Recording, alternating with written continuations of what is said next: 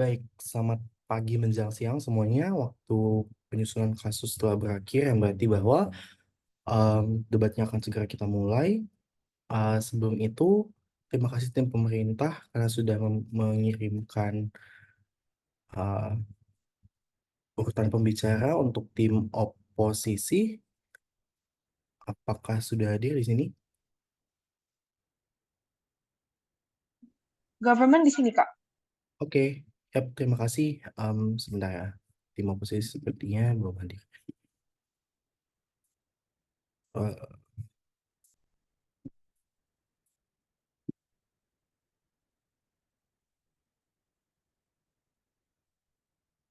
Oposisi di sini, Kak. Oke, kalau gitu jangan lupa diganti ya format namanya sesuai dengan yang sudah ditetapkan oleh panitia. eh ya, artinya ruangan, posisi, em, ya dan lainnya. Oke, sebelum kita mulai, mungkin saya akan menunggu terlebih dahulu juga urutan pembicara dari tim oposisi. Em, jadi eh, ya bisa dikirimkan juga segera untuk tim oposisi urutan pembicaranya. Sembari kita menunggu itu, beberapa pengingat. Pertama, mohon untuk kedua tim uh, diperhatikan kembali waktu waktu berbicaranya nanti. Jadi um, untuk ya untuk um, uh, pidato substansial 7 menit dan 15 detik dan untuk reply 4:15.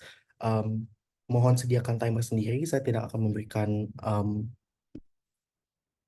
ya, saya tidak akan memberikan timer di chat, tetapi saya akan menyediakan timer sendiri. Jadi mohon diperhatikan hal tersebut. Kedua, mohon untuk semua tim menghargai preferensi interupsi dari masing-masing individu. Jadi setiap pembicara mohon sebutkan sebelum memulai pidato apa yang menjadi preferensi interupsi agar semuanya tahu bagaimana caranya untuk melakukan interupsi di perdebatan ini. Ketiga, mohon diingat kembali semua pengingat yang sudah disampaikan oleh uh, tim juri inti. Dan ya, terakhir sebelum kita mulai, untuk semua pembicara ini adalah ruangan yang akan direkam. Um, jadi uh, sangat diharapkan bagi semuanya untuk menyalakan kamera saat melakukan pidato, agar nantinya bisa sesuai dengan nanti di rekaman yang muncul bisa dilihat siapa yang sedang berbicara seperti itu. Apabila memang tidak memungkinkan, mohon diinformasikan melalui chat apabila ada kendala jaringan atau bagaimana. Tetapi apabila tidak ada, mohon untuk on cam. Yap, tanpa berlama-lama lagi kita bisa memulai perdebatannya. Untuk memulai kasus dari tim pemerintah, saya mengundang pembicara pertama dari tim pemerintah. Dipersilakan.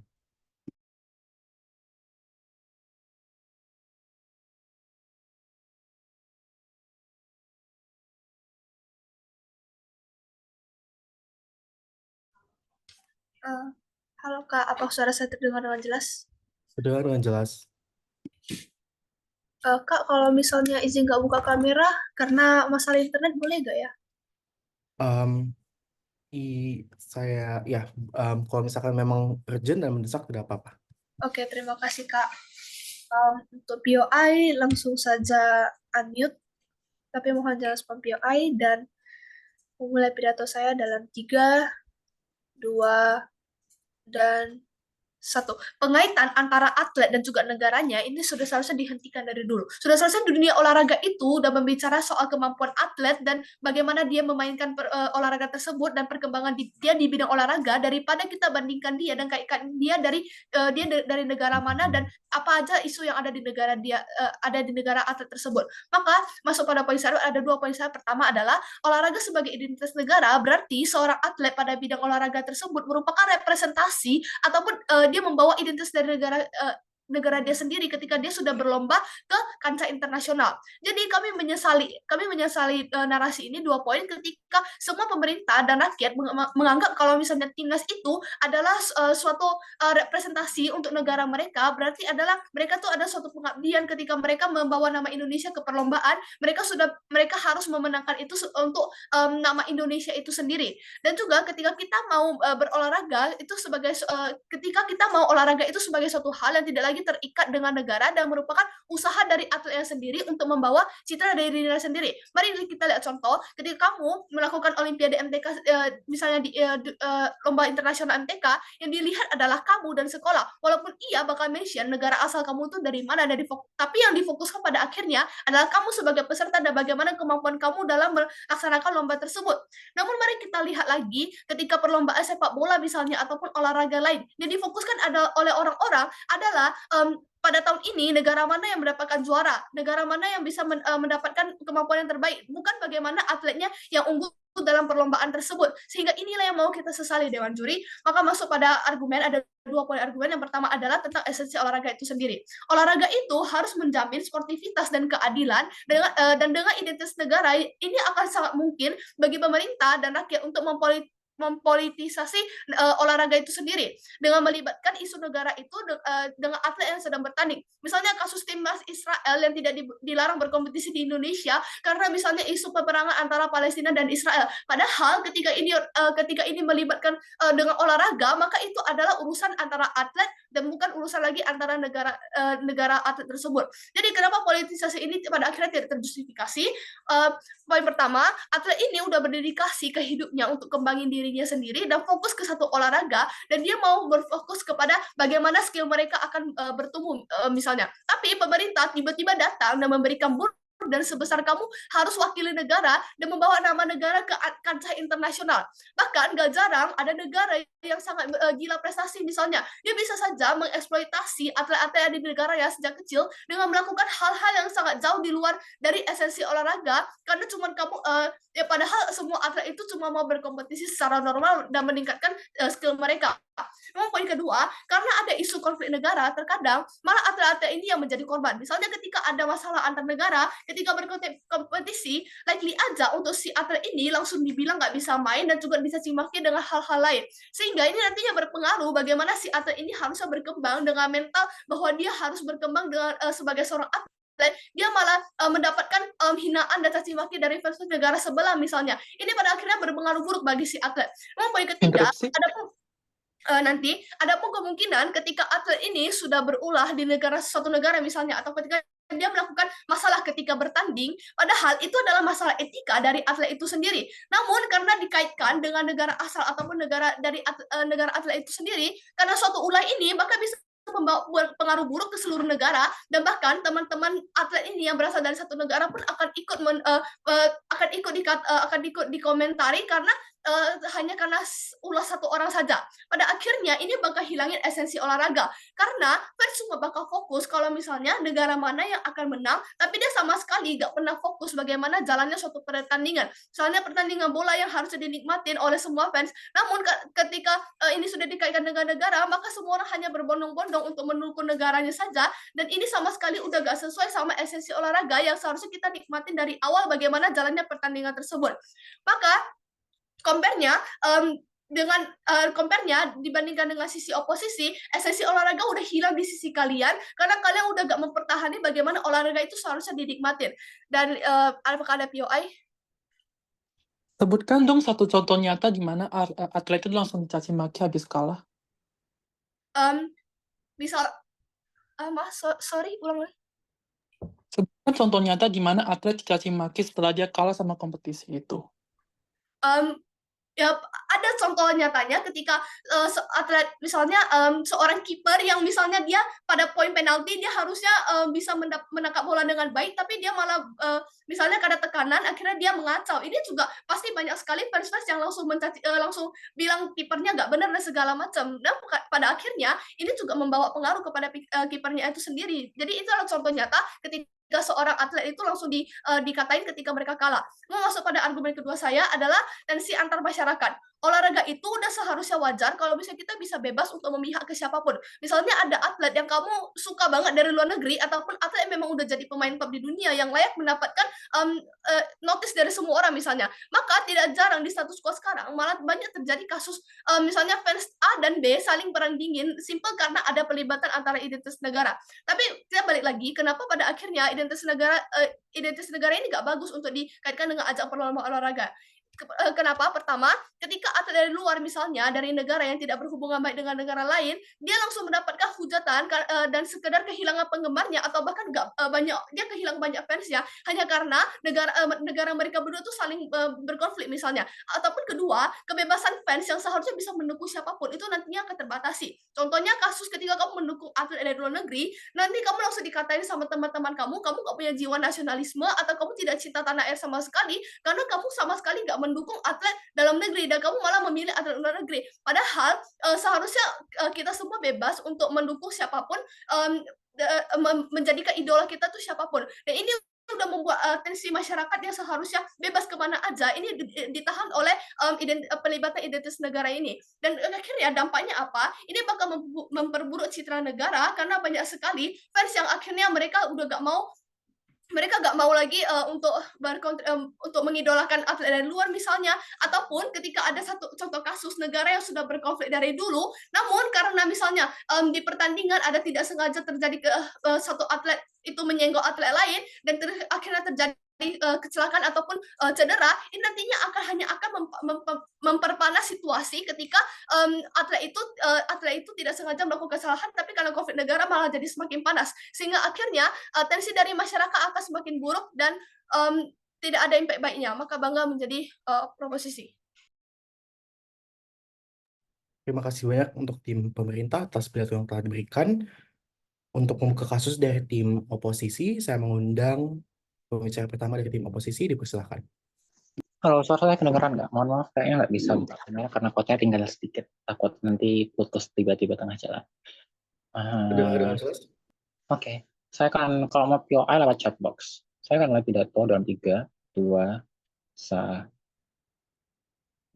Saya pikir 3 poin setup pada sisi oposisi. 1, pada sisi oposisi kami tidak merasa bahwa olahraga sebagai negara, kami memilih bahwa olahraga sebagai negara bukan hal yang perlu disesalkan. Hal ini berarti pada sisi oposisi komparasinya adalah kami akan tetap embrace atau menonjolkan olahraga sebagai lintas negara, tapi kami di sini tidak akan mau dismissive dan bilang ini akan menaikkan bargaining power kayak di organisasi internasional atau apapun itu, tapi lebih kepada bagaimana kita bisa lebih diketahui oleh orang-orang banyak sebagai bangsa yang bagus dalam sebuah olahraga, misal Latin Amerika dengan sepak bolanya, atau bahkan Indonesia dengan badminton, panjat tebing, dan berbagai macam hal. 2, bagaimana sebenarnya manifestasi penggunaan olahraga sebagai identitas negara pada duet ini? 1, saya pikir ini akan terlihat bagaimana orang-orang misalnya kalau ada atlet yang keluar negeri dan berkompetisi di tingkat nasional, mereka merasa bahwa mereka bangga dan itu merupakan suatu hal yang sangat bagus bagi orang untuk bisa berkompetisi di tingkat global.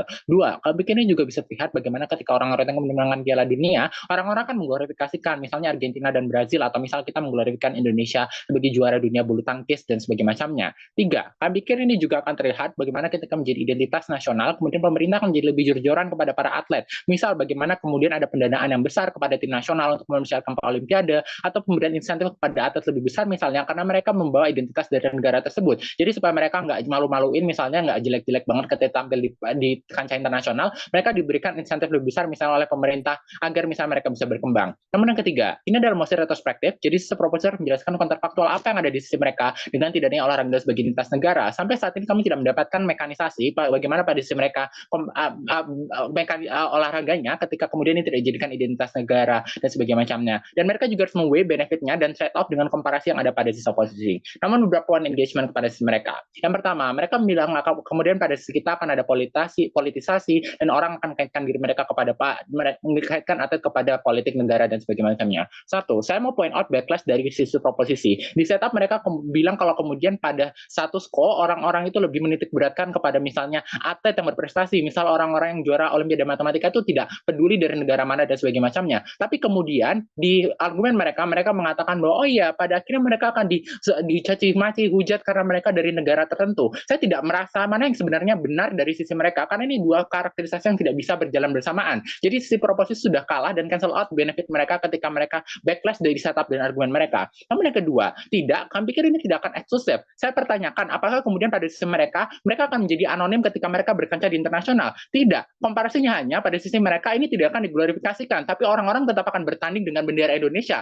dengan bendera Israel dan sebagainya macamnya. Jadi kalau memang sudah ada sensi kepada Israel karena misalnya ada suatu kejahatan yang dilakukan di dunia internasional, dia tetap akan sensi-sensi aja dan tetap akan dikaitkan pada sisi proposisi. Jadi saya tidak merasa bahwa ini kemudian harm and benefit pada sisi kita, yang eksklusif pada sisi kita, pada sisi mereka ini akan setidaknya simetris. Namun yang kedua, bakalan ada sebuah labelisasi dan caci maki dari warganet misalnya. Satu, kami pikir ini merupakan worst case scenario karena pada akhirnya tidak semua orang kemudian akan melabilisasi dan caci maki atlet yang sudah berjuang yang berjuang di kancah internasional. Kenapa? Karena pada akhirnya mereka ini hanya dilabilisasi dan caci maki ketika mereka berbuat kesalahan. Dan ini nggak dari semua orang, nggak akan berjalan selama-lama karena pada akhirnya cuma kalau mereka kalah misalnya kayak harusnya tadi kamu mainnya lebih konsentrasi, jangan kayak bagaimana jangan meleng dan sebagainya macamnya. Bukan yang kalian dihujat yang bakalan kayak kamu harusnya nggak jadi orang Indonesia dan sebagainya macamnya. Justru ini bersifat konstruktif dan tidaklah harmful kepada atlet itu sendiri. Namun yang kedua, saya pikir kalaupun ada labelisasi pada si kita, tetap akan ada misalnya orang-orang yang mendukung misalnya kamu sudah membanggakan negara Indonesia karena sudah mewakili Indonesia di kancah internasional dan sebagainya macamnya. Jadi secara weighing ini tidak akan signifikan itu pada sisi proposisi karena masih banyak orang-orang yang bangga dan juga misalnya embrace mereka ketika mereka sudah menjadi atlet. Namun yang ketiga, mereka mengatakan kemudian nggak bakalan ada enjoy karena misalnya ada suatu negara yang diwakilkan dan mereka tidak bisa menikmati permainannya. Satu, fakta bahwa Messi dan Ronaldo adalah pemain yang luar biasa tapi tetap dinotis status quo dengan orang tahu mereka dari Portugal dan Argentina, buktikan kasus ini tidak benar. Namun yang kedua, kami pikir justru orang akan enjoy ketika mereka sudah misalnya mengetahui bahwa atlet ini dari negara ini. Kenapa? Karena mereka akan memberikan support, misalnya mereka akan merasa deg-degan ketika atlet ini bertanding. Ini yang justru akan memberikan enjoyment yang akan dirasakan oleh penonton pada sisi kami. Inilah benefit yang ini sudah buktikan kenapa justru benefit mereka sudah simetris atau setidaknya kami sudah flip argumen mereka semua. Jadi semua argumen mereka sudah tidak berdiri dan sebenarnya tidak relevan pada debat ini. Dua pun argumentasi kenapa olahraga sebagai identitas negara penting, namun yang kedua tentang perkembangan olahraga itu sendiri. Satu, kenapa olahraga sebagai identitas negara penting? Dua layer. Satu, pada internal negara. Premisnya sangat simpel. Kami sudah bilang bahwa di status quo itu olahraga atau misal atlet yang berkompetisi itu kemudian akan menjadi suatu kebanggaan kepada orang-orang PAN. Kenapa konteks ini penting? Kami pikir dalam hal ini sangat penting dalam hal kesatuan. Kenapa? Lihat bagaimana di status quo suatu negara itu mereka akan menjadi sangat luas misalnya spektrumnya, ada orang misalnya masih lebih liberal, lebih konservatif, ras yang berbeda dan sebagainya macamnya. Kami pikir pada status quo ini timbulkan tidak sering sebuah perbedaan pendapat misalnya, atau bahkan pada skenario yang paling buruk adalah konflik. Ini signifikan karena walaupun berada dalam suatu negara, walaupun negara memiliki ideologi tertentu, kita tentu tidak bisa untuk menyatukan pemikiran dan bagaimana cara orang memandang hidup mereka. Saya pikir dengan adanya olahraga sebagai internasional, ini menimbulkan sebuah rasa persatuan, di mana terlepas dari spektrum mana dan dari mana asal kamu akan merasa bangga dan kemudian merasa adalah seorang yang berasal dari bangsa yang sama. Jadi olahraga sebagai internasional menjadi alat pemersatu bagaimana kamu akan menjadi lebih nasionalis dan misalnya bagaimana bangga menjadi negara kamu tanpa sadar. Kenapa ini penting? Lihat bagaimana terlepas dari misalnya ada banyak konflik antar ras sara di Indonesia misalnya, mereka tetap akan bersatu dan mendukung Indonesia tim sepak bola Indonesia ketika melawan Uzbekistan di Piala Asia misalnya pada beberapa waktu yang lalu. Ini buktikan kenapa olahraga menjadi suatu hal yang paling efisien terutama ketika kamu ingin menyatukan suatu negara dan meningkatkan rasa nasionalisme itu yang kami pikirin akan menjadi kasus eksklusif pada sisi kita. Namun yang kedua, pada eksternal negara, kami pikir tidak semua negara memiliki sebuah keunggulan di bidang tertentu, misalnya industri dan sebagainya macamnya. Kami tidak akan dismisif bahwa kemudian olahraga akan menjadi identitas dari semua orang lain, dari semua negara di dunia, tapi kami pikir setidaknya dengan ini menjadi identitas nasional, ini juga akan menjadi keunggulan komparatif yang bisa dibanggakan oleh negara dan juga bisa menjadi sebuah identitas dari nasional. Bagaimana terlihat? Jamaika itu tidak ada industrinya apa-apa, dia tidak terkenal dalam ekspor impor dan sebagainya macamnya, tapi dia terkenal karena misalnya melahirkan banyak atletis yang terkenal misalnya seperti Usain Bolt dan banyak juga atlet lari dari mereka yang kemudian terkenal dan memecahkan rekor dunia. Saya pikir ini menjadi satu-satunya mekanisme di mana kemudian pada kita identitas negara itu kemudian tidak hanya terbatas pada bagaimana kamu bisa memiliki hard power, tapi bagaimana kamu juga bisa misalnya banyak spektrum lain misalnya soft power seperti bagaimana kamu bisa menguasai dunia musik atau bagaimana kamu bisa menguasai misalnya suatu olahraga tertentu dan bisa excel di situ. Ini menjadi kasus eksklusif yang hanya berada pada sisi oposisi ketika ini menjadi identitas negara. Namun yang argumen yang kedua tentang quality of sport, kami pikir karena justru ini menjadi identitas negara, pemerintah akan menginvestasikan lebih banyak uang misalnya untuk perkembangan dari dunia olahraga itu. Pada akhirnya karena mereka mau misalnya atletnya berkembang dan bisa berkompetisi di tingkat nasional. Kami pikir ini penting untuk dua hal. Satu, akses kepada atlet misalnya bisa diberikan tempat untuk lebih berkembang dan lebih memiliki insentif misalnya dari pemerintah untuk mereka bisa berlatih dan sebagainya macamnya. Namun yang kedua, ketika ini menjadi identitas, ini akan menjadi apresiasi kepada atlet yang lebih banyak dibandingkan ketika ini hanya kepada mereka sendiri, di mana mereka akan mendapatkan lebih banyak misalnya pengakuan dari orang lain. Oleh karena itu bangga menjadi sisi oposisi. Terima kasih banyak pembicara satu dari tim oposisi atas pidato yang telah diberikan. Untuk melanjutkan kasus dari tim pemerintah, saya mengundang pembicara kedua dari tim pemerintah, dipersilakan.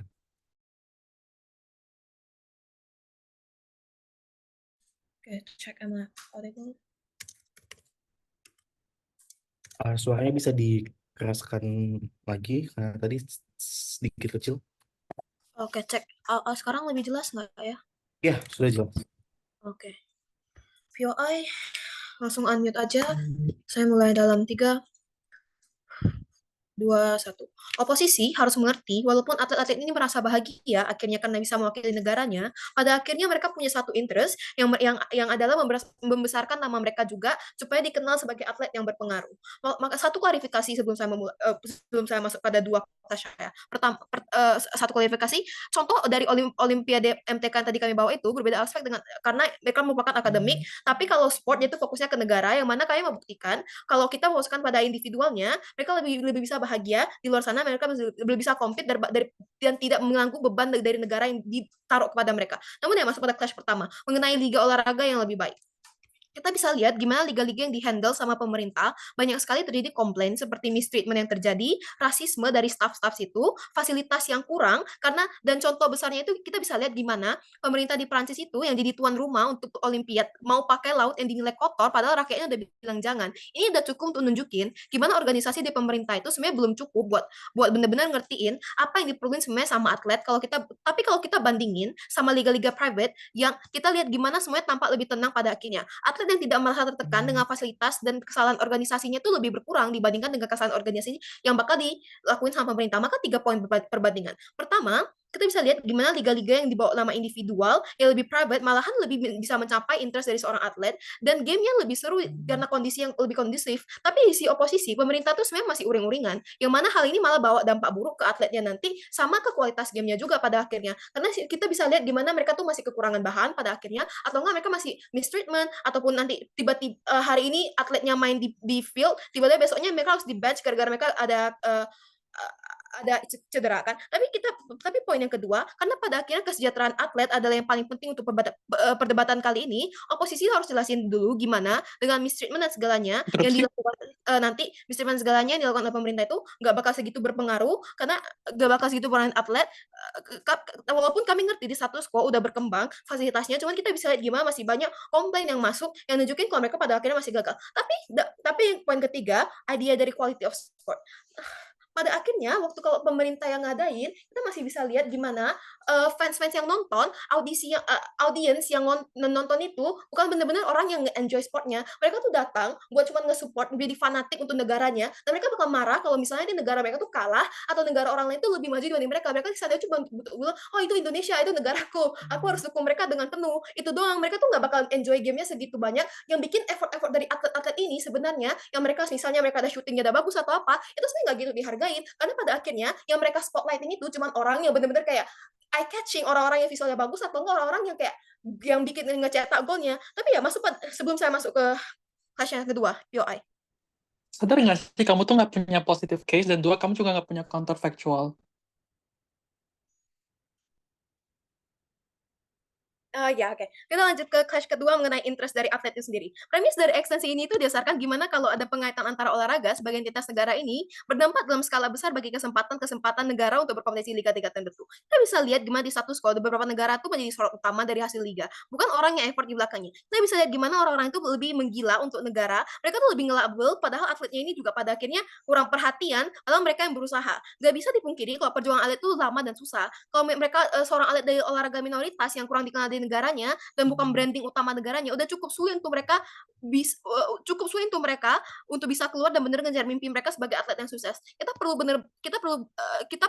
ingat interest Alia itu pasti ingin dikenal dan ingin menang, yang mana mereka pasti ada latihan yang waktu yang lama buat benar-benar capai skill yang mereka punya sekarang. Makanya sebagai bentuk apresiasi dan menghindari politisasi, fokus olahraga sebenarnya dibikin di identitas individu yang kami mau. Kita bisa lihat perbandingan di worst case kedua sisi, kalau mereka sama-sama kalah, pertama di proposisi yang pakai identitas individu itu yang menanggung kemaluannya atletnya sendiri. Dia akan merasa terpukul dengan hasil sendiri dan apa yang dia lakuin. Tapi unlikely untuk orang tuh buat komen dan throw hate speech karena mereka bawa nama sendiri dan nggak merugikan negara manapun. Tapi kalaupun nanti ada hate speech yang masih ada, itu masih ada check and balance juga. Check and balance-nya ya udah berupa orang sekitarnya, orang keluarganya buat bilang kayak gak apa-apa, yang penting kamu udah sampai di sini. Cuman comparing-nya sama si oposisi yang olahraga di identitas nasional mereka itu, kalau misalnya kalah, atlet ini bakal mikul beban yang lebih besar lagi, belum lagi hate speech-nya yang lebih banyak lagi. Karena pada akhirnya mereka dicap nge-downgrade, memalukan bangsa dan tidak membawa keuntungan apapun. Walaupun nanti misalnya masih ada check and balance regarding kayak orang setim atau suportifnya, pada akhirnya itu masih di skala yang kecil. Hate speech mereka itu lebih di skala yang besar lagi. Maka 3 poin perbandingan antara proposisi dan oposisi untuk kelas ini. Pertama, PM yang bilang gimana identitas negara kalau dikaitkan dengan olahraga ini bakal bikin toxic, dan kalau nanti ada orang yang punya perbedaan pendapat dan ingin mendukung negara lain bakal dicap sebagai pengkhianat, mana hal ini membuat tensi di liga olahraga menjadi sangat serius dan tidak bisa lebih santai. Makanya lalu LO ngeresponnya bilang gimana hal ini bakal terjadi cuman kalau orang yang ngelakuin kesalahan masih kalau orang itu ngelakuin kesalahan. Cuman juri untuk membawa nama negara adalah burden yang gede banget, yang mana hal ini malahan bakal ngeberatin atlet orang yang suportif itu cuma pasti datang dari orang yang setim yang tadi kita udah bilang, dan kalaupun dan pun audisinya nanti bakal lebih toksik lagi gara-gara ya sepertinya di mereka fanatik. Namun yang kedua, PM juga udah kasih tahu gimana kalau seorang atlet yang udah mengobrolkan badan, waktu dan ngembangin passionnya lama, malahan jatuh kayak sebuah paksaan untuk mempresentasikan negara. Tapi lo balas dengan atlet itu bisa dijadikan kelebihan negara dan membuat suatu negara dapat julukan atau kelebihan sebagai negara yang banyak atlet berbakatnya. Tapi juri pada akhirnya negara ini bakal fokus cuma ke bidang dan nantinya tuh bidang ini, dan nanti juga bisa jadi eksploitasi karena interest mereka ya untuk bawa negara mereka maju. Mereka bakal push atletnya terus menerus justru karena nggak ada cadangan negara ini unggul di bidang yang lain. Likely dong negara ini mau pertahanin di mana negara dilihat sama orang lain, bisa aja mereka melakukan apa aja untuk pertahanin itu. Nah, even if sure mereka karena normalisasi ini atlet malahan akan bangga karena mampu mempresentasikan negaranya, tapi juri pada dasarnya interest atlet itu untuk dikenal sebagai namanya sendiri, bukan dijuluki itu cowok yang nomor punggungnya 17 dari Indonesia. Walaupun nantinya mereka bakal dapat atensi juga, tapi atensi untuk atlet ini hanya akan tercapai kalau mereka memainkan game yang bagus untuk negaranya. Satu kesalahan dari atlet, ribuan speech yang akan terjun. Namun yang ketiga, PM juga udah coba cater gimana karena identitas negara yang terkait banget sama olahraga itu bisa di take advantage sama sebuah negara untuk nolak ketika ada alasan yang terjadi dengan negara tersebut. Padahal ini nggak ada hubungannya sama atletnya, hanya karena kedua negaraannya. LO bilang ini nggak bakal berpengaruh karena pada akhirnya atlet itu masih dikenal. Cuman yang kita bicarain tuh gimana beberapa atlet masih terpaksa harus stop dan gak main di liga apapun karena negaranya lagi ada kasus. Dan even if hal ini demi kepentingan imaji negara supaya tidak rusak, tapi ini adalah kepentingan yang dibentuk oleh sebab olahraga menjadi identitas negara. Jadi kalau kita fokusin kepada identitas individual, hal kayak gini itu bakal really terjadi karena individual dan negara itu dibuat berbeda. Weighing di sini ada satu. Pertama, dalam skala dampak, ketika dampak dari menjadikan olahraga sebagai identitas negara sangat besar yang bisa merusak kesejahteraan atlet sendiri, posisi datang dan bilang kalau fokus identitas individual kesejahteraan ada di tangan atlet, dan kita bisa pastiin kalau fansnya itu nanti benar-benar mendukung atletnya itu sendiri dan benar ngerti olahraga dan ya hate speech bakal lebih kurang. Bangga diri posisi. Terima kasih pembicara kedua dari tim pemerintah atas pidato yang telah diberikan. Untuk melanjutkan kasus dari tim oposisi, saya mengundang pembicara kedua dari tim oposisi, dipersilakan. Oke. Sebelumnya minta maaf nggak bisa on cam karena jujur jaringan di Batam nggak bagus ya. Maaf untuk Batam. Tolong tingkatkan jaringan kamu. Untuk interupsi, tolong drop di chat box aja. Aku akan menerima dari Devika atau bebas siapa aja ya. Saya bakal mulai dalam 3, 2, 1. Sejak Indonesia memproklamasi kemerdekaannya, kita memiliki tujuan yang jelas. Kita ingin menciptakan Indonesia yang satu dan maju. Itulah kenapa kelompok-kelompok kecil yang bergabung pada akhirnya dan memutuskan untuk menaungi semua asosiasi provinsi dalam satu payung besar, yaitu PSSI. Inilah yang menciptakan sebuah proses persatuan dalam perbedaan yang pada akhirnya. Bahwa latar belakang kita berbeda, tapi tujuan kita sama. Kita mau mengharumkan asosiasi sepak bola Indonesia ke kancah internasional dan mau membuktikan bahwa pada akhirnya orang Indonesia itu berkemampuan. Konteks ini penting, karena bagaimana identitas nasional itu muncul sejak pertama tidak pernah dijelaskan sama sekali sama pembicara yang udah ada di proposisi. Apa yang membuat orang merasa bangga dengan timnas yang bermain di kancah internasional dan semua orang yang memviralkan tagar-tagar di Twitter untuk mendukung pemain nasional atau sekedar memposting ulang di Instagram soal progres pemain nasional pada akhirnya? Nasionalisme muncul dari internal masyarakat sendiri dan itu adalah sesuatu yang akan terjadi di kedua sisi tanpa atau proposal mosi ini. Karena kita hidup kebangsaan ataupun nationality yang akan ada di kedua sisi. Kamu menghapus identitas nasional, tapi kamu tidak menghapus sebuah bentuk kebangsaan ataupun nationality pemain pada akhirnya. Tapi di sisi kita sama-sama orang Indonesia. Siapapun yang mewakilkan Indonesia, kita dukung. Itu adalah fungsi olahraga sebagai pemersatu yang eksklusif di sisi kita pada akhirnya. Ini sudah ada di Farel, tapi tidak pernah ada satupun engagement dari sisi mereka. Artinya di sisi kita ada proses internalisasi nilai-nilai nasionalisme yang pada akhirnya masyarakat sendiri akan pada akhirnya internalisasi. Inilah kenapa anak-anak muda menjadikan Kevin Sanjaya ataupun Gracia Poli sebagai role model mereka dalam terus berlatih lebih giat dalam badminton. Karena mereka bangga misalnya dengan pencapaian mereka di kancah internasional. Ini adalah proses masyarakat menginternalisasi kebanggaan tersebut pada akhirnya, yang pada akhirnya akan mereka realisasi sebagai bentuk aksi pada akhirnya. Artinya proses internalisasi nasionalisme itu muncul pada akar rumput yang menjadi alasan MOS ini muncul. Aku rasa kasus ini penting, karena semua kasus proposisi pada akhirnya hanya berada pada situasi di mana, olahraga itu emang saling tarik-tarikan, emang saling setosik itu pada akhirnya. Tapi ini tidak benar, karena pada akhirnya hanya di beberapa situasi saja. Artinya semua kasus mereka sangat-sangat berbahaya karena hanya berada pada sebuah kasus yang example based ataupun berbasis pada kasus.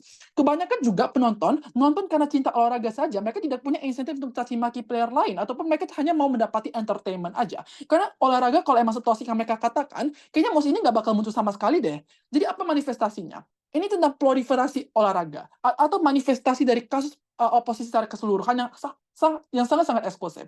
Karena alasan investor malas berinvestasi karena exposure-nya sangat kecil dan tidak mewah. Ini terutama dengan apa yang dijelaskan oleh sisi proposisi. Mereka mau fragmentasi, mereka mau misalnya pemain itu menggrouping sendiri pada akhirnya. Tapi apakah dengan pemain grouping sendiri tanpa identitas nasional itu nggak akan memicu sesuatu persaingan tidak adil pada akhirnya? Tidak ada penjelasan sama sekali.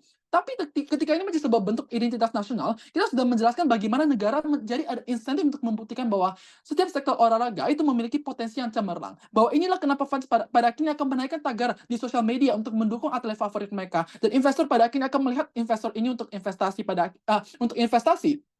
Dan inilah kenapa bagaimana kita bisa mendapatkan funding yang lebih besar di sisi kita untuk membeli infrastruktur yang lebih bagus pada akhirnya. Membeli misalnya alat-alat olahraga yang lebih bagus. Ini adalah sesuatu yang eksklusif karena sampai pembicara kedua mereka tidak ada sama sekali positive case bagaimana olahraga di sisi mereka bakal lebih baik. Setidaknya dari komparatif sisi kita udah menang. Tapi dua, negara juga akan mau misalnya mencari coach ataupun memberikan fasilitas yang lebih bagus untuk mempersiapkan atlet mereka sebelum misalnya ke kompetisi nasional pada akhirnya. Tapi ketiga, atlet juga dibeli sorotan, apa sih yang akan mereka lakukan? Apa sih yang dilihat dari perspektif masyarakat? Mereka akan menjadi inisiator komunitas mereka untuk misalnya meng-encourage orang lain untuk cinta sepak bola. Contohnya Ronaldo, yang bikin orang Portugal jadi suka olahraga pada akhirnya. Partisipasinya menjadi sangat tinggi pada akhirnya. Tapi sekalipun mereka gagal, nggak seburuk yang mereka katakan. Karena fokus timnas biasanya evaluasi dan perbaiki kesalahan. Kami rasa mereka tidak se-irasional itu pada akhirnya untuk fokus caci maki player mereka sendiri. Tapi kekhawatiran kedua proposisi adalah tentang ketidakadilan. Interupsi. Kami rasa, ya sure. Atlet masih bisa bermain, kenapa seluruh harms Anda eksklusif hanya karena ini bukan bagian dari identitas nasional? Ya ini, exactly karena misalnya pemain pada akhirnya masih akan bermain dan mereka masih akan bersaing dengan sesama, artinya pada akhirnya ketidakadilan akan ada di kedua sisi. Karena perbedaan kapasitas pemain, investasi akan ada di sisi Anda. Berarti kalau ini benar, pembicara pertama dan kedua Anda sebenarnya udah gagal sama sekali dan udah diruntuhkan sama POI kamu pada akhirnya, karena pada akhirnya persaingan ketidakadilan tidak bisa diselesaikan di sisi Anda pada akhirnya. Kami rasa ini aneh jika goals kamu pada akhirnya. Tapi dua, sekalipun benar ini adalah tentang keadilan. Spektrum olahraga itu sangat besar dan sangat luas. Negara yang maju juga belum tentu akan mendominasi dan menang karena olahraga sangat dinamis. Lihat kepada US. US nggak mendominasi di misalnya sektor olahraga pada akhirnya, tapi dia mungkin dominasi di sektor-sektor seperti manufaktur yang bukan olahraga pada akhirnya. Tapi lihat bagaimana sepak bola itu didominasi negara dari Afrika Selatan, Brazil, Argentina misalnya, sedangkan tenis didominasi oleh Cina, ataupun misalnya badminton mungkin didominasi oleh Indonesia. Artinya kami rasa olahraga udah menjadi sesuatu yang sangat bersifat diverse ataupun sangat bersifat merit based. Artinya semua negara punya kesempatan untuk bersaing pada akhirnya. Ini adalah prasyarat dari argumen dari semua ketidakadilan yang ada di argumen proposisi kan kalau sebetul itu misalnya, tapi kenapa negara ini masih bisa berdominasi? Kami tidak paham sama sekali kenapa setidak adil itu di sisi mereka. Tapi olahraga itu juga akan semakin diverse di sisi kita ketika ini menjadi sebuah identitas nasional. Lihatlah bagaimana Indonesia yang membanggakan pencak silat dan juga sepak takraw, ataupun di Korea ada taekwondo, ataupun di Jepang yang ada karate dan juga sumo misalnya. Itu muncul karena ada kebanggaan yang terinternalisasi pada akhirnya yang pemerintah mau untuk mempromosikan. Inilah olahraga nasional kita pada akhirnya. Kami tidak paham bagaimana ini bisa berjalan di sisi mereka. Tapi sekalipun memang seburuk itu, olahraga bukan satu-satunya cara untuk membentuk identitas kamu. Mungkin negara yang unggul di sepak bola, dia nggak unggul di segi budaya, dia nggak apa-apa pada akhirnya. Karena ini adalah tentang comparative advantage. Semua orang punya porsinya. Karena olahraga itu udah diversifikasi, aja di sisi kita bakal semakin inklusif. Negara-negara yang kecil seperti Asia Tenggara, mereka bisa bikin SEA Games misalnya untuk promosi olahraga tradisional seperti sepak takraw ataupun gulat somo dari Jepang pada akhirnya. Inilah kenapa pada akhirnya nasionalisme itu sangat penting di sisi kita. Tapi ada 4 penjurian kasus proposisi mereka di akhir pidato saya. Pertama, cara kita mengkonstruksi argumen itu ada premis dan ada proses analisis dan dampaknya. Tapi premis mereka adalah, negara dijadikan identitas, tiba-tiba dampaknya langsung, atlet akan dicaci maki. Kami rasa tidak ada proses analisis bagaimana narasi ini akan diinternalisasi menjadi hal yang sangat beracun. Sehingga sekalipun kita harus berbaik hati untuk membeli kasus ini, kami rasa alasan mereka kalah adalah karena argumen mereka hanya berbasis pada contoh yang sangat buruk, bukan alasan struktural sama sekali, tidak ada komparatif. Tapi dua, mereka tidak punya solusi sama sekali untuk memudarat yang mereka propose sama sekali. Jadi sekalipun mereka bisa melempar-lempar harm kepada argumen kami, tapi mereka tidak ada solusi bagaimana itu akan terselesaikan di sisi kita. Minimal di sisi kita sudah menjelaskan bagaimana olahraga itu tidak tentang hal yang toksik selalu.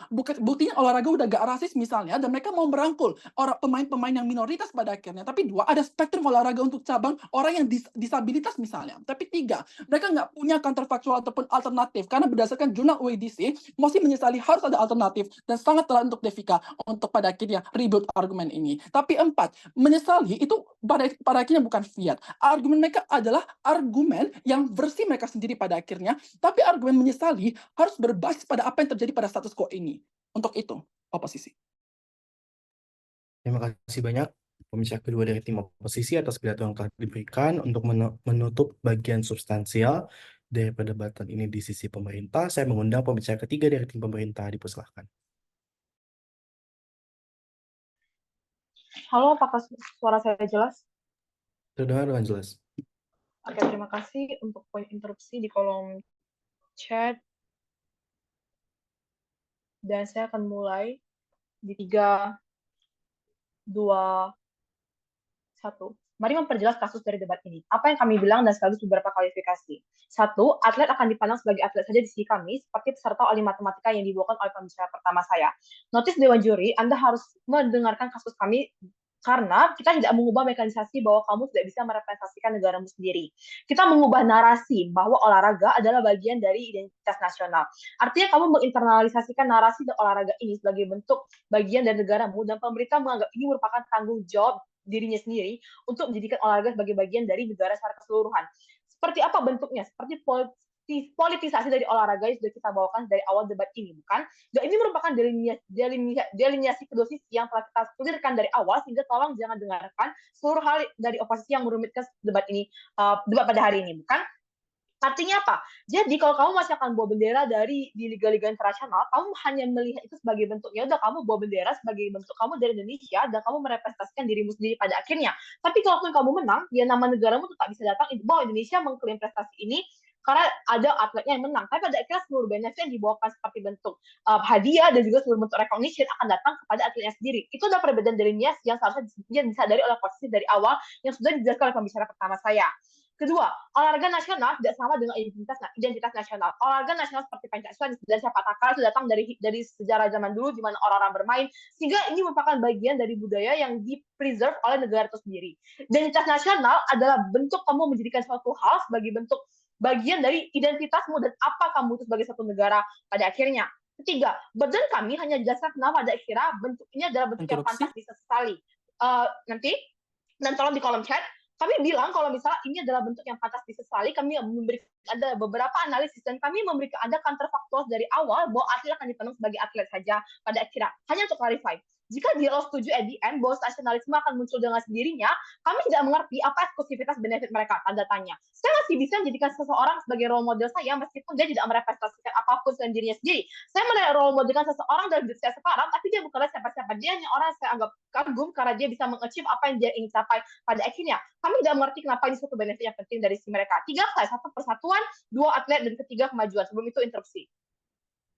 Lalu emangnya kalau kamu ubah narasinya bakal langsung berubah. Caranya gimana sih?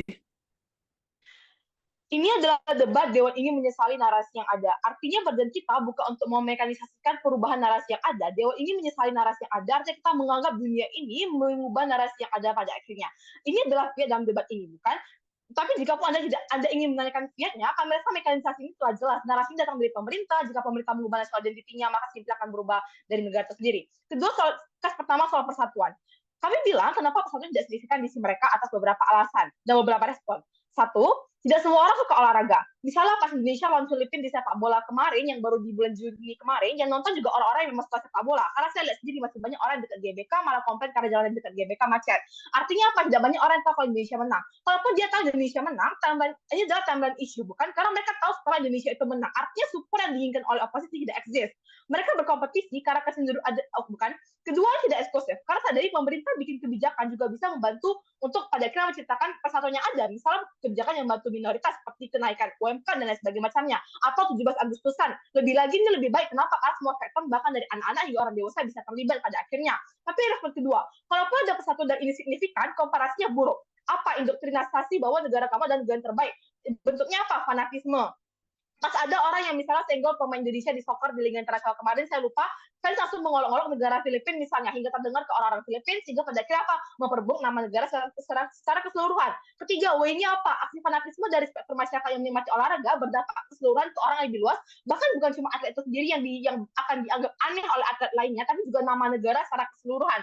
Apakah ini worth it? Tentu saja tidak. Kenapa kami sesali? Kami jelasin juga soal esensi olahraga dari awal, fair play atau keadilan, bukan? Kami tidak mengerti keadilan apa lagi yang dipertanyakan oleh sisi oposisi.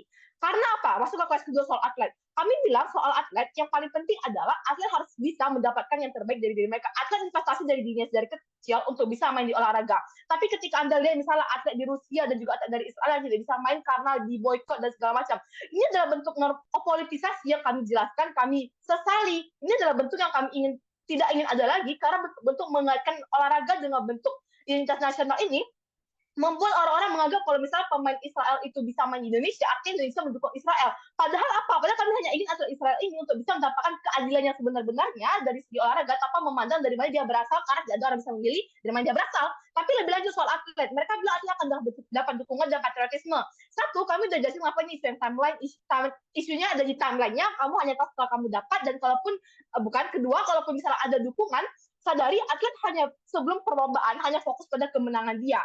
Tapi komparasinya apa? Kenapa lebih buruk? Karena kalau misalnya dia kalah, pada akhirnya akan dihujat. Ini kenapa misalnya atlet badminton yang kalah dengan orang Cina, itu takut dihujat dengan orang-orang Indonesia, karena dia merasa kalau misalnya mereka belum selevel, seperti saya, misalnya seperti yang kemarin ada yang takut dihujat, tapi tidak segala macamnya, bukan? Yang ketiga, W-nya apa? Dampaknya lebih buruk, bukan? Karena pada akhirnya, jika LO bilang kalau misalnya, oh ya udah mereka dihujat aja, sadari Dewan Juri, hujatan merupakan bentuk yang berdampak panjang, tolong di kolom chat, berdampak panjang pada akhirnya, bukan?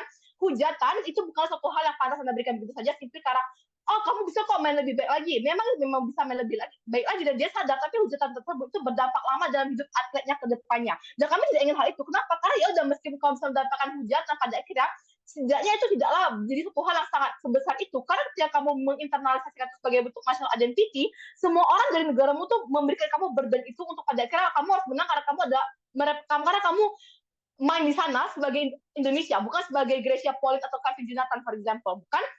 Ini yang kami tidak inginkan. Sehingga W-nya lebih baik di sisi kami ketika atlet bisa fokus dengan lebih baik ketika dia hanya bermain sebagai atlet. Kelas ketiga soal kemajuan. Mereka bilang, oh pemerintah bakal invest di kita karena mereka misalnya ingin menang. 1, kami langsung flip aja. Justru makin buruk. Karena kenapa? Pemerintah, dan Anda lihat liga-liga timnas yang di take over sama timnas Indonesia, soccer, sepak bola. Apakah lebih baik ketika mereka di take over oleh timnas Indonesia? Tidak. Kami bilang kenapa? Karena simply private company perusahaan-perusahaan private seperti Jarum Company dan sebagainya macam yang mereka punya knowledge, mereka meng-hire coach-coach dari orang luar yang karena mereka memang tahu dari reputasinya bagus. Ini kenapa pada akhirnya di kita kalau pemerintah nggak campur tangan sama sekali, bahkan jauh lebih bagus, silahkan. Karena pada akhirnya mereka menghasilkan atlet-atlet yang lebih baik lagi. Pada akhirnya ini yang kami inginkan yang juga dibawakan oleh pembicara kedua saya, tapi tidak pernah disinggung oleh hal itu. Untuk itu way-nya apa soal kemajuan? Kami bilang kemajuan akan lebih mungkin tercapai di sisi kami. Meskipun di sisi mereka bisa terjadi, ini makin buruk. Karena apa? Nantinya pemerintah malah akan mengklaim seluruh halnya. Seperti apa? Pemerintah yang mengambil uang hadiah pemain atlet yang bisa datang dan sebagainya macamnya. Ini tidak kami inginkan. Ini tidak akan pernah terjadi. Jadi di sisi kami, itu Anda harus mendukung sisi oposisi. Pemerintah. Terima kasih banyak pembicara 3 dari tim pemerintah atas pidato yang telah diberikan. Untuk menutup kasus substansial dari tim oposisi, saya mengundang pembicara ketiga dari tim oposisi, dipersilakan. Oke, apakah saya terdengar? Terdengar dengan jelas. Kalau berhenti di tengah jalan, mohon diberitahu. Oke. Trigger warning, kalau misalnya ada isu-isu mengangkut nama negara, just untuk debat saja. Saya akan mulai dalam hitungan 3. POI, preference, unmute saja, tapi jangan spam. Saya akan mulai pidato saya dalam 3, 2, 1. Panel di saat di mana narasi identitas menjadi suatu identitas yang menjadi sumber unifikasi, kita tidak mau membeli semua kasus asumtif dari sisi proposisi. Tahu mereka hanya bilang, oh nantinya bakal hujan, nantinya bakal buruk, bakalan sedih, bakalan kacau tanpa ada likelihood analysis. Parahnya, Albert POI pun tidak dijawab karena hanya saja mereka, only perlu memberikan satu example, tapi kalau mereka dismissive, mereka nggak bisa menjawab POI tersebut, mereka jatuh. 1 tension, 1 burden analysis, 2 reason kenapa kita menang. Pertama, aku sih sebenarnya nggak tahu sih mereka maunya apa. Ada berbagai macam tension. 3 hal. Pertama, mereka bilang mereka mau meritokrasi, tapi bilang, oh nanti mau hujat karena orang-orang tuh nggak suka kalau misalnya orangnya dari Israel. Aku sih nggak tahu maunya apa sih. Kalau misalnya di industri di mana orang-orang tersebut meritokrasi, bagaimana bisa mereka memperhatikan dari negara mana hal ini? Bukankah yang mereka perhatikan ada sportnya? Aku nggak tahu kenapa hal ini merupakan hal yang paling besar kontradiksi benefit mereka bukan menjadi benefit yang persuasif. Tapi juga B, mereka bilang mereka mau support orang tersebut karena orang tersebut sudah berlatih lama sekali. Tetapi terus nanti kalau misalnya gagal kita bakal hujat mereka. Halo, bukankah itu sangat asumtif? Kamu assume every case, semua kasus yang terjadi adalah player-player gagal. Bukankah kalau mereka sudah bagus, mereka nggak bakal gagal dan oke-oke aja? Aku nggak tahu. Kalau misalnya kalian mau support satu player, bukankah mereka even if gagal, even national team gagal, mereka nggak apa-apa. Tapi juga C, mereka ingin champion nationalism, tapi mereka nggak pengen Indonesia direpresentasikan. Kayak make sense. Bukankah kamu mau berdasarkan metrik society di sisi berarti di society di sisi kau tuh harus inherently buta terhadap asal negara. Menurutku mereka pikir ini dunia ini THP a world bukan mostly regret atau retrospektif. Mari kita buang nanti juga argumen mereka tentang hate speech, check and balance dan lain-lainnya yang mereka nggak explain. Lalu mengenai burden analysis, menurutku burden yang terbesar adalah untuk memberikan counterfactual yang jelas, tetapi likely kenapa counterfactual tersebut bisa terjadi. Menurutku hal ini bukan menjadikan hal yang fiat yang dapat dikarang seenaknya sendiri. Oh, kita akan mengubah naratif, kita akan membuat naratifnya menjadi ABC. Mereka harus membuktikan kepada kalian bahwa bagaimana nanti akan narasi tersebut akan berubah dan lain sebagainya. Mari kita analisa counterfactual mereka. Mereka bilang mereka ingin merepresentasikan diri mereka sendiri.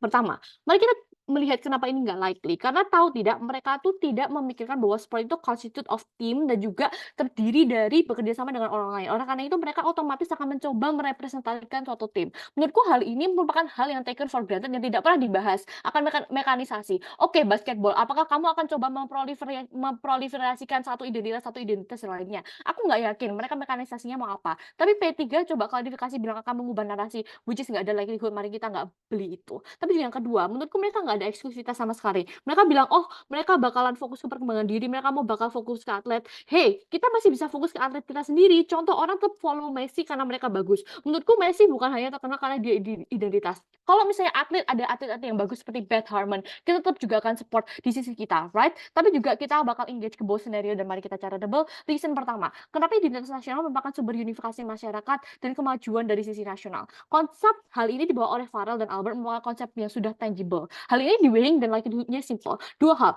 Di dunia di mana konteks banyak negara memiliki berbagai macam aspek yang seorang manusia bisa relate. Misalnya kau tinggal di Indonesia, suka gudeg, suka batik, suka orang yang ramah, jadi bisa merasa nyaman dengan negaranya sendiri. Terdapat cognitive bias yang merasakan rasa familiaritas tersebut akan merasakan bahwa dirinya terrepresentasikan, termasuk jika apabila kamu seumur hidup telah diasosiasikan dengan identitas tersebut. Tapi juga B, di dunia di mana kamu memiliki common enemy, misalnya kayak hal Indonesia versus Jepang, walaupun tahu Jepang itu bagus, otomatis dong akan berkumpul bersama dan merasakan konektivitas itu dari awal kalau ada common enemy. Simple way-nya, di saat dimana identitas dan merupakan sumber relatabilitas, berarti nantinya suatu unifikasi menjadi hal yang relevan dan menjadi benefit yang eksklusif di sisi kita. Mereka nggak engage, mereka nggak mencoba rebuttal hal ini, dan maka itu poin ini telah stand. Lalu nanti kita juga setelah mengelaborasikan kalau nanti mengapa terjadinya perkembangan dan proliferasi sport akan menjadi lebih baik di sisi kita.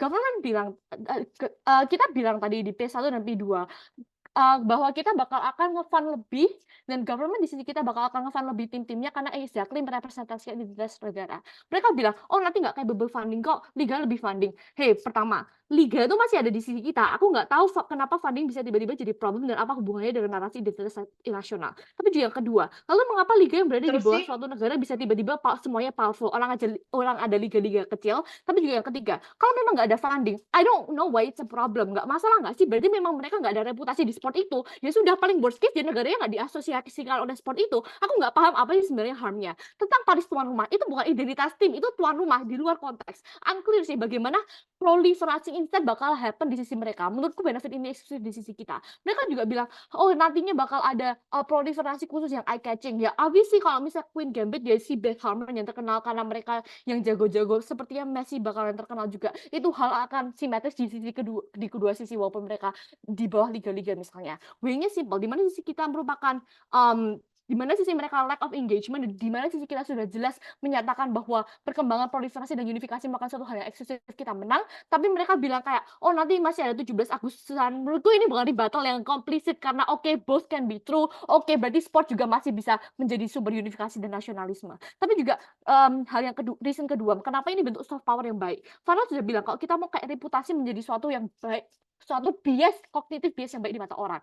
Lalu mereka bilang apa? Mereka bilang, oh player bakal kena pressure. 4 respon. Pertama, di sisi kamu juga kena pressure kok liga-liga. Aku nggak tahu, liga-liga kan masih punya reputasi kan ya. Pasti mereka ada pressure. Tapi juga yang kedua, at the same time kalau mewakili negara biasanya nggak ada burden yang lebih besar. Dikarenakan biasanya suatu negara dan tim yang merepresentasikan sudah tahu bahwa tim nasional itu dari background yang berbeda-beda dan juga banyak random faktor. Tapi juga yang ketiga, meskipun ada representasi di liga, most likely ada korelasi dekat dengan coach kamu. Jadi kamu apalagi kamu gagal di ligamu, kamu bakal membawa a lot more, kayak close relation. Tapi apa juga apabila gagal bagaimana? Dua hal. Yang pertama, kalau misalnya gagal nggak apa-apa, orang di liga juga gagal. Ini kayak much more motivation untuk berkembang. Tapi yang kedua, menurutku kegagalan bukanlah metric harm yang menghancurkan total reputasi dari suatu negara. Tapi juga kalau gagal berarti insentif untuk negara tersebut untuk mengembangkan dan proliferasi lebih industri tersebut. Lalu kita lihat menjadi gagal hujatan. Kita flip sih.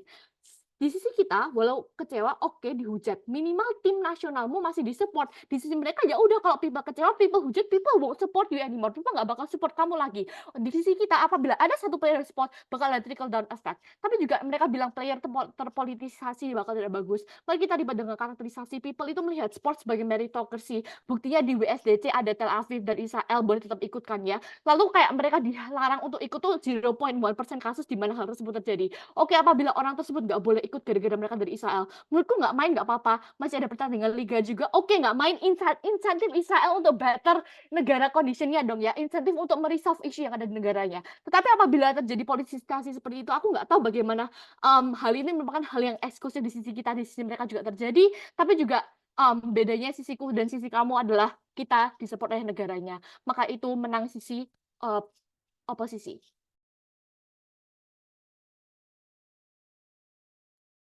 Terima kasih banyak pembicara ketiga dari tim oposisi atas pidato yang telah diberikan.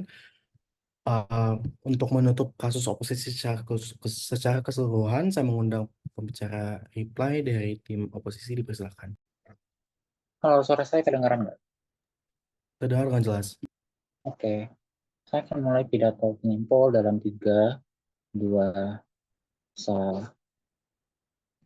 3 alasan kenapa sisi proposisi sudah kalah dalam debat ini. Satu, kami pikir di sisi proposisi sampai akhir perdebatan pada 21 menit speech mereka sama sekali tidak pernah memenuhi burden yang ada. Saya pikir ini emosi this house regrets, bukan this house prepare a world. Jadi, dunia yang ada pada sisi mereka itu bukanlah fiat semuanya akan terjadi, tapi mereka juga harus menjelaskan proses analisis kenapa dengan kamu menyesalkan suatu hal, itu akan merubah suatu standar yang sudah ada di status quo. Jadi kami tidak merasa bahwa ini fair bagi sisi proposisi untuk menyatakan fiat pada debat ini. Kami pikir sisi proposisi harus baca WSDC or WSDC manual dulu sebelum berdebat pada akhirnya. Dua, kami pikir kasus mereka itu mekanisasinya itu gradual datangnya. Pembicara satu sama sekali nggak bawa apa-apa, pembicara kedua bilang tentang privatisasi, pembicara ketiga bicara tentang ini akan misalnya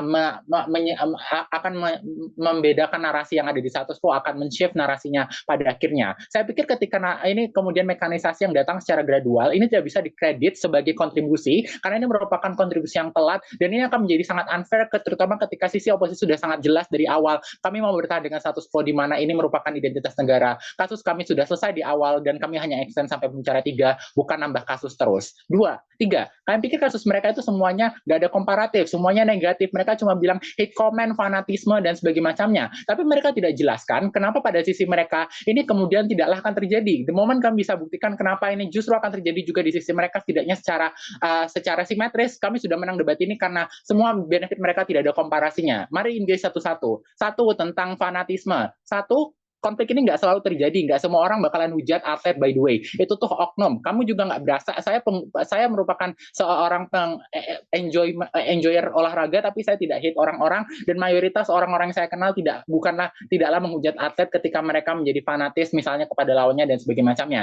Dua, kalau ada hate speech itu kalau memang pada sisi proposisi ini memang merupakan kasus yang memang kasus yang terjadi, berarti ini akan terjadi di seluruh lapisan masyarakat di seluruh negara. Berarti ini akan normal anyway, karena setiap negara akan hate semua kepada lawannya, satu sama lain akan melakukan hate comment. Jadi akan equal ke semua negara. Jadi benefit ini tidak akan setingkat itu. Orang-orang tidak akan peduli itu karena mereka melakukan itu secara mutual dan tidak hanya mereka sendiri. Kami pikir ketika ini sudah menjadi isu yang tidak penting, apa yang penting di sini adalah tentang kesatuan dari negara itu. Kami sudah berikan analisisnya sejak pembicara pertama, tapi sama sekali tidak pernah di-engage. Mereka hanya bilang kesatuannya akan menimbulkan fanatisme. Dan what? Kalau fanatisme emangnya kenapa? Yang penting kan negaranya akan menjadi satu, terlepas dari misalnya suatu adanya perbedaan yang dari berbagai macam spektrum masyarakat yang ada di dalam negara itu sendiri. Setidaknya sisi kita akan menyatukan negara itu, dan kami sudah buktikan kenapa ketika mereka pun menjadi fanatis, ini tidak menjadi masalah yang signifikan dan tidak akan mencoreng nama negaranya, by the way. Namun yang kedua, mereka mengatakan, kami sudah bilang bahwa ini kemudian akan menjadi diversifikasi keunggulan, di mana negara itu tidak hanya misalnya unggul dalam bidang industri, tapi juga mereka bisa unggul dalam bidang olahraga.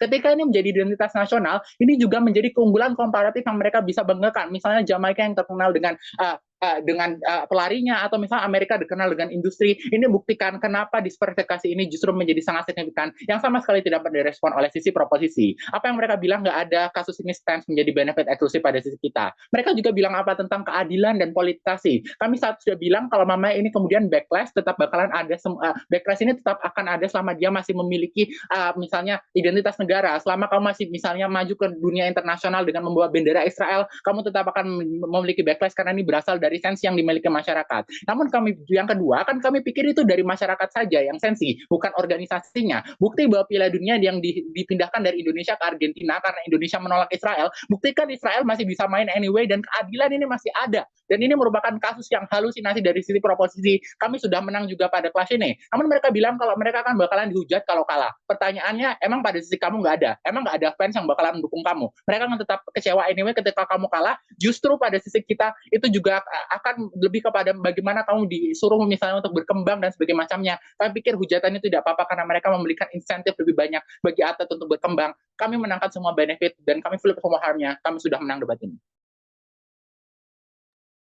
Terima kasih banyak pembicara penyimpul dari tim oposisi atas pidato yang telah diberikan. Untuk menutup kasus secara keseluruhan dari tim pemerintah dan juga perdebatan ini, saya mengundang pembicara penyimpul atau reply speaker dari tim pemerintah, dipersilahkan.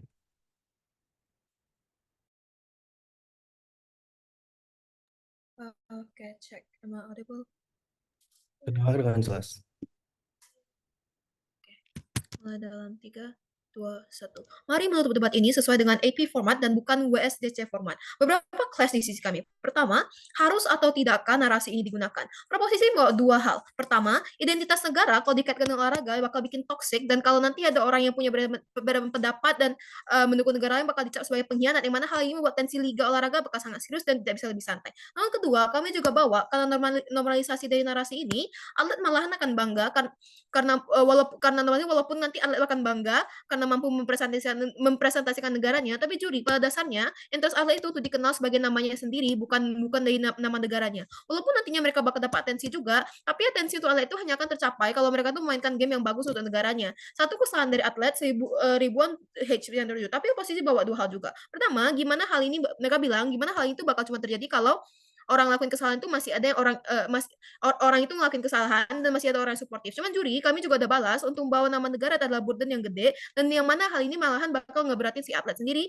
dan orang yang suportif itu cuma datang dari orang-orang bagian kecil, sehingga perbandingan dari hate speech dan supportive speech-nya itu masih terlalu jauh. Namun yang kedua, mengenai masalah politisi yang tidak akan berpengaruh karena pada akhirnya individu masih bisa dikenal pada akhirnya kan. Oke, atlet ini masih bisa dilihat sendiri dan di-recognize, tapi ini bukan benefit yang kami inginkan. Kami dari awal udah tekanin kalau ini soal harms dari jika negara tersebut dan isu politik. Jadi dia tidak bisa main karena negaranya di-ban. Ini harms yang tidak pernah di-engage oleh sisi oposisi sama sekali kan. Tapi negara kalau gagal makin insentif untuk majuin, ini sama aja kayak olahraga itu nggak cukup olahraga itu nggak cukup untuk mengubah sistem politik. Misal mengubah keputusan Israel untuk memberhentikan perang. Ini kan nggak bisa mereka lakuin kan. Ini kenapa meskipun di-ban, Israel tetap lanjut perang dengan Palestina. Meskipun iya nanti bisa, si olahraga yang tercelah. Bahkan di FIFA sendiri kita udah dilarang dan tetap harus stay netral kan. Weighing di sini ada dua. Pertama, di skala interest atlet, oposisi walaupun seorang atlet itu ngerasa bangga bisa wakili negaranya, kalau nanti di liga mereka nggak bisa menang atau nggak bisa stand out, mereka tetap nggak bakal dapat atensi atau interest yang mereka mau. Kita bisa lihat gimana timnas nasional yang benar-benar dapat atensinya itu cuma orang yang punya fitur wajah bagus atau orang yang syutingnya ikonik. Walaupun asis itu hal yang penting, mereka juga nggak dapat apa-apa, ya karena mereka kurang menarik di mata sosial. Makanya di proposisi mending kalau olahraga tuh gunain identitas individual supaya nantinya mereka semua tuh bisa dapat spotlight sendiri sesuai dengan apa yang mereka lakukan, yang mana ini menyentuh interest atlet itu untuk dapat atensi dari publik. Namun kedua, terlepas soal hujatan dan support, jika kamu melibatkan ini ke identitas nasional, ini bakal jadi magnified impact-nya. Di kita ini tidak akan ada hal utama karena atlet adalah atlet yang tidak dikaitkan dengan negara. Jadi weighing-nya adalah kemungkinan ini terjadi dan dampaknya bisa terjadi oposisi. Tapi di sisi kita tidak akan terjadi. Tapi ya clash kedua mengenai dunia olahraga itu sendiri. Oposisi buat tiga hal. Pertama kan kasih tahu gimana penanganan dari pemerintah itu uring-uringan dan belum beres. Makanya mereka masih menyebabkan banyak kerugian ke atlet yang akan bertanding, dan ini bakal ngefek ke gameplaynya. Tapi kedua kami juga bilang karena pada akhirnya kesejahteraan atlet adalah hal yang paling penting untuk perdebatan hari ini, kami suruh oposisi untuk jelasin gimana dengan mistreatment dan segala itu nggak bakal ngaruhin atletnya segitu banyak. Kami ngerti walaupun di satu skop banget, tapi kan konten itu masih pada masuk. Namun ketika kami juga bilang gimana quality of sport ini ditentukan dengan audiens juga pada akhirnya, yang mana kami bilang tanpa narasi ini, pendukung yang fokus ke individu itu lebih family friendly, even if hate speech di kami